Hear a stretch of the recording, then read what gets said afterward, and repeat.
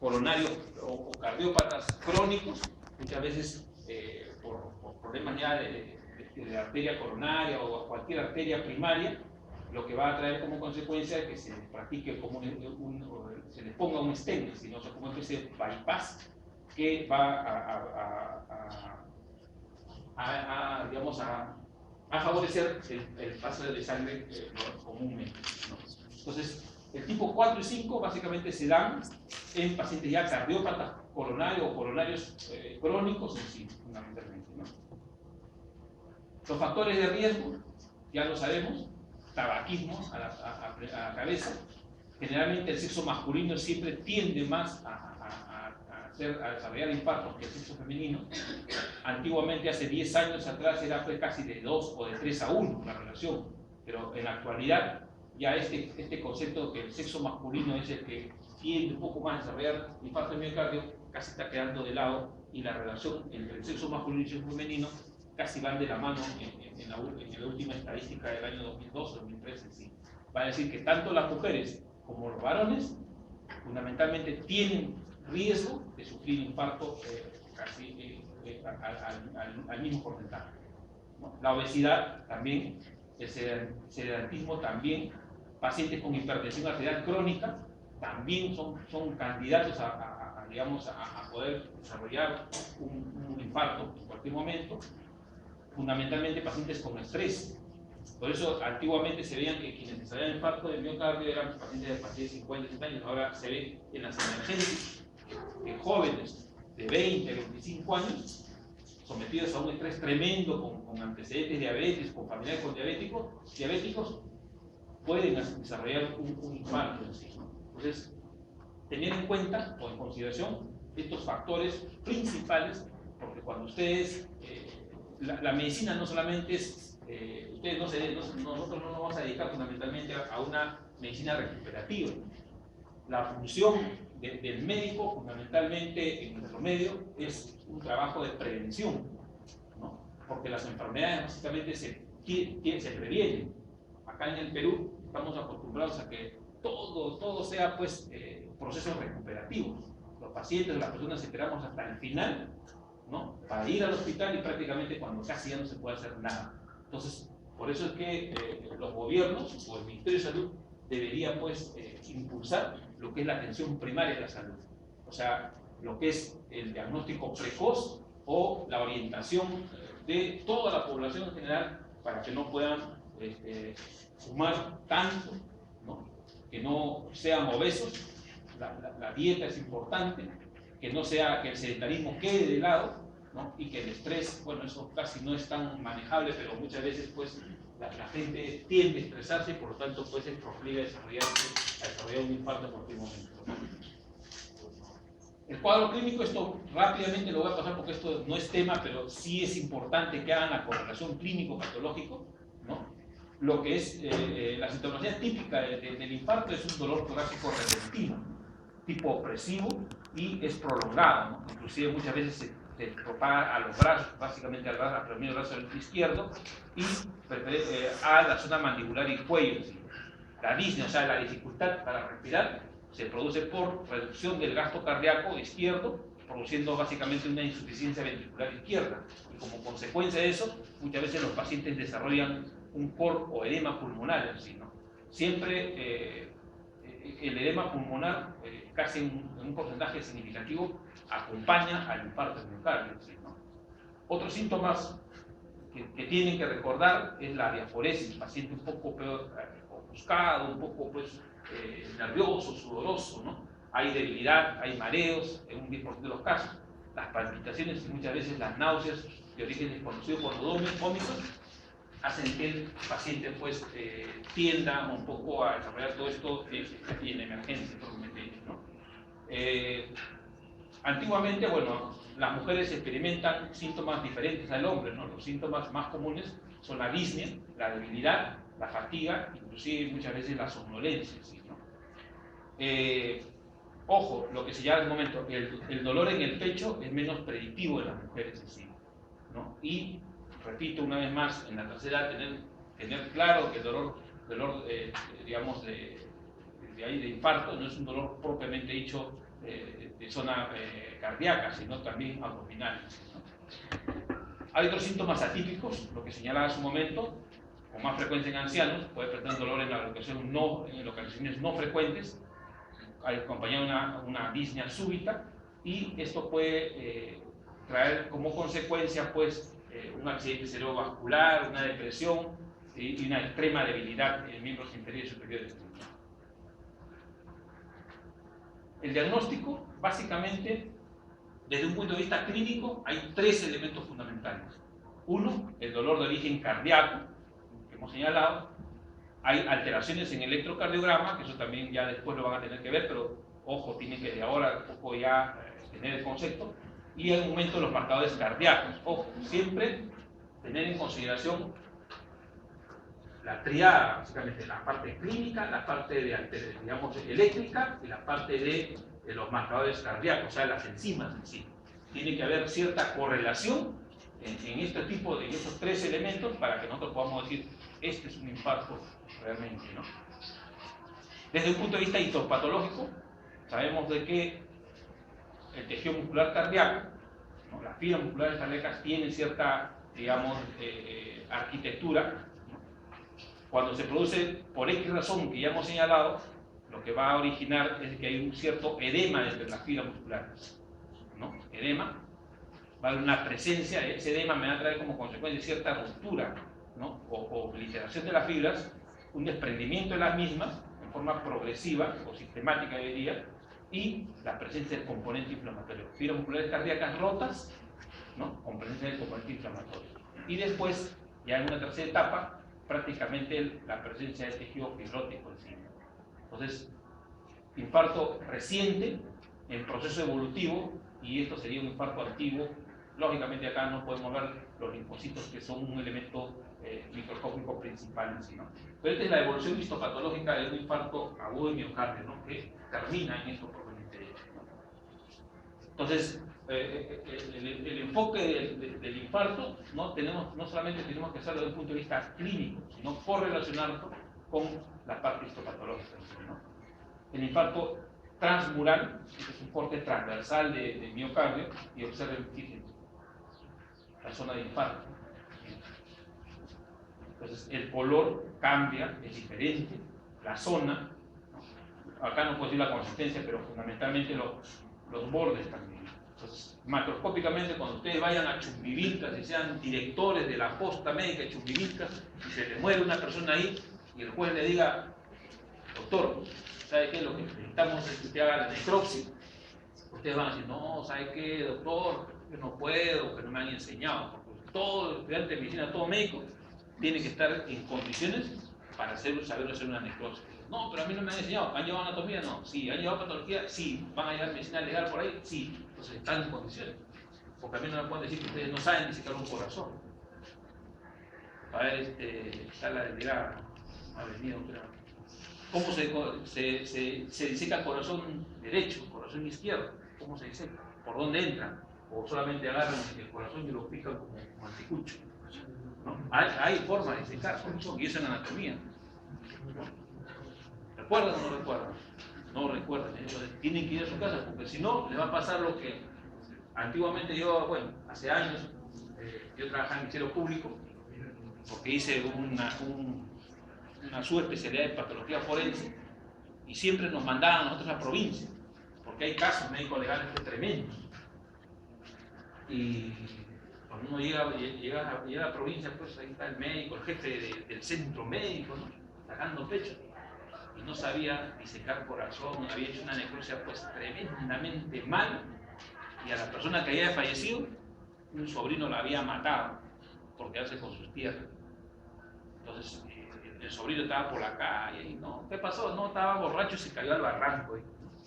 Mentira, no se había caído al barranco, sino el borracho lo había empujado y lo había tirado. Lo mató para quedarse con sus tierras.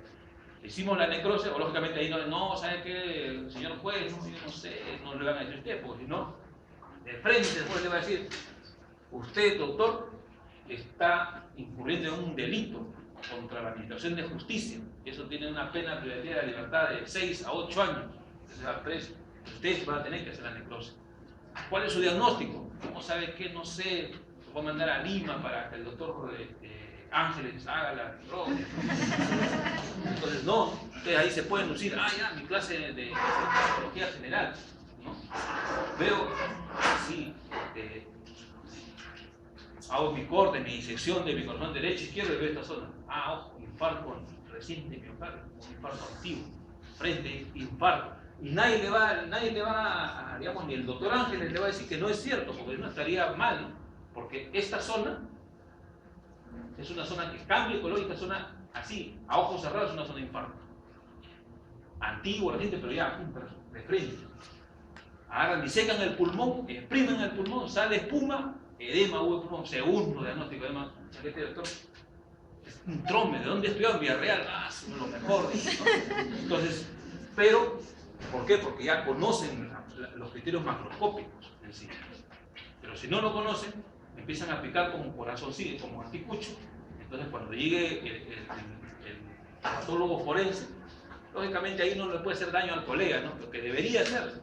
Yo me acuerdo que el colega, que nosotros hicimos una exhumación de ese cadáver y de frente nos vimos y realmente vimos cómo había abierto cavidad craneana.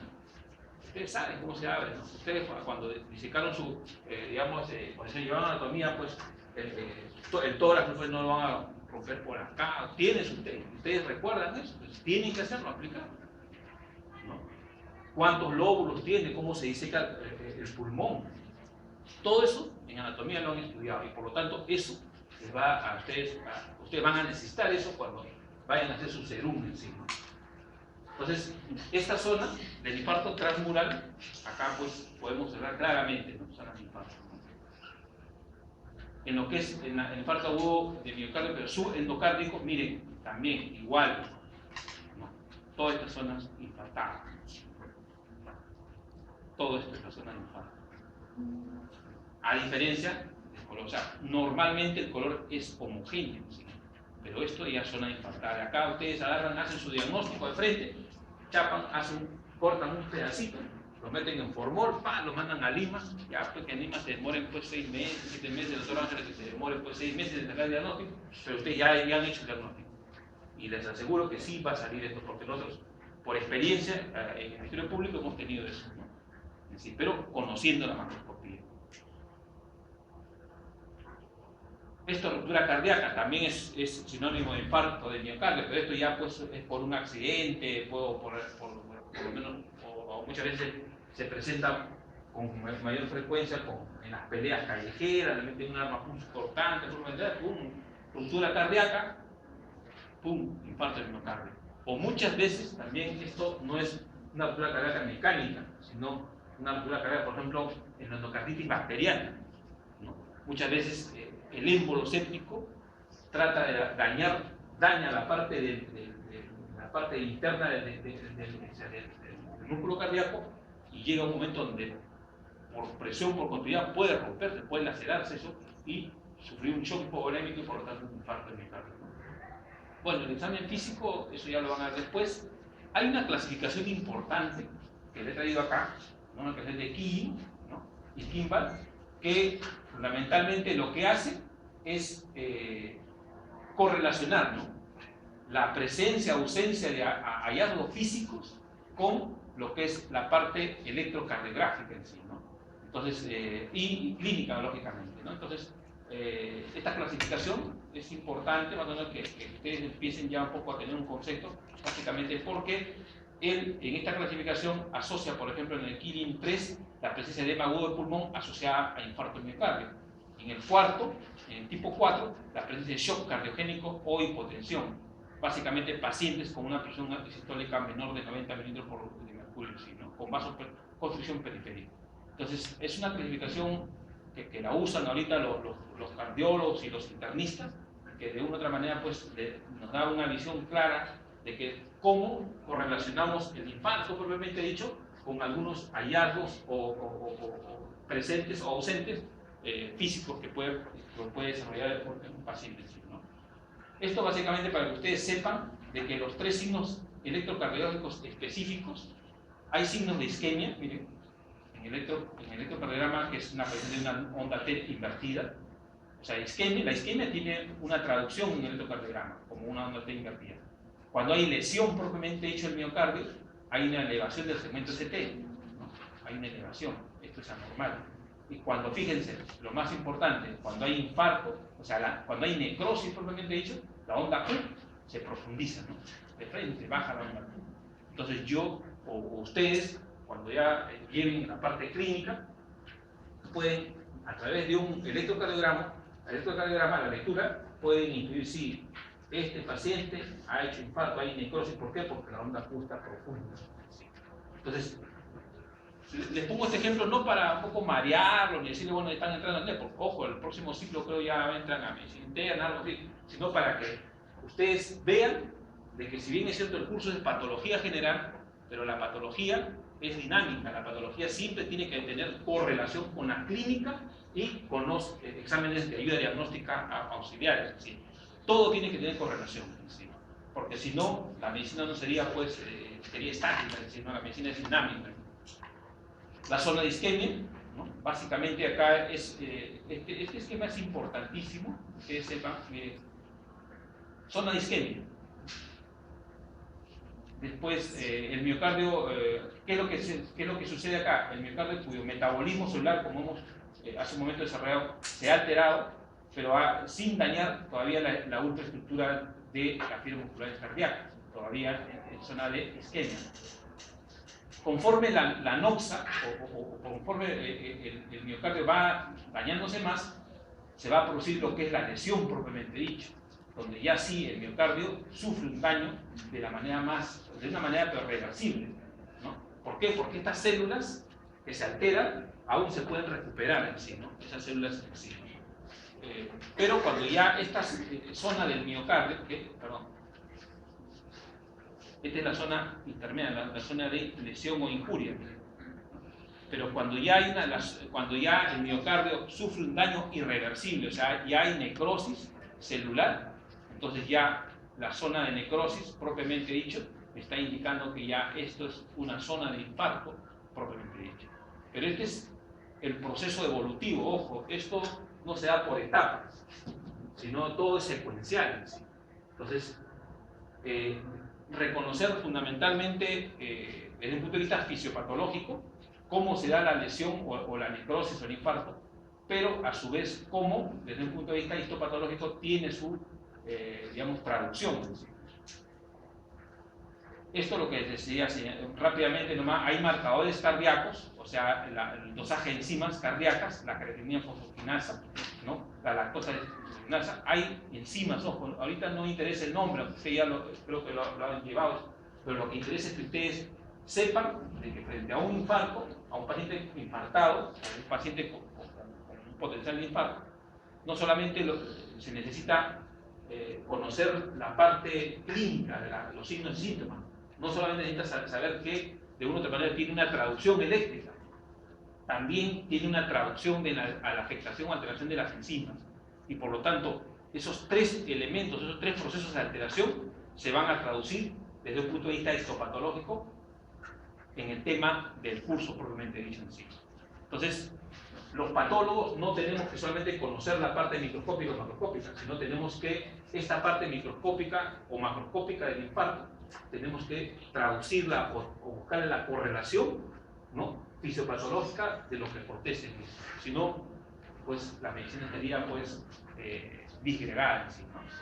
Bueno, esto también, a la troponina también es otra, digamos, otro elemento que permite diferenciar el daño cardíaco reversible y irreversible. Entonces, un dosaje de troponina, por ejemplo, a mí me va a permitir un poco predecir si el daño que ha sufrido el miocardio es un daño reversible o irreversible. Si es reversible, va a estar en función a los valores normales de la troponina, básicamente en sangre, ¿no?, etc. La mioglobina también es otra, digamos, otro elemento que a mí también me permite, de una u otra manera, ¿no?, evaluar, ver si es que se ha elevado en una forma rápida y breve en la sangre entre las 3 y 6 horas después de instaurarse los síntomas, ¿no? Entonces, hay elementos enzimáticos que nos permiten a nosotros hacer la correlación. El pronóstico, ya saben ustedes, el 20% de los pacientes con un infarto mueren antes de llegar al hospital. que la mortalidad en los pacientes que han sido hospitalizados varía entre el 8 y el 15% aproximadamente. Ahora, todo esto, el pronóstico va a depender de nosotros mismos, de que hagamos un diagnóstico rápido y certero y el manejo del paciente infartado sea pues dirigido, ¿no? Pero si nos pasamos ahí pues media hora o 20 minutos tratando de decir es infarto, no es infarto y no actuamos, el paciente lógicamente que el pronóstico va a estar dentro del grupo de los que fallecen, ¿no? Bueno, hay varios, digamos, el pronóstico depende básicamente de no solamente que el paciente ha sido dado de alta, depende de otros factores en sí, ¿no? Del grado de función del ventrículo izquierdo, de la extensión isquémica o residual que se ha producido en el miocardio, la presencia o ausencia de arritmias ventriculares, básicamente estos elementos considerarlos para el pronóstico de los pacientes infartados. Esto para que ustedes vean, el infarto de miocardio lógicamente se produce como consecuencia de una obliteración de vasos sanguíneos producto de la formación de un trombo, ¿no? Acá ustedes observen la forma del trombo. El trombo, ya ustedes saben, se origina, se desarrolla a través de la pared del vaso, ¿sí? Comienza a formarse de la pared del vaso, ¿sí?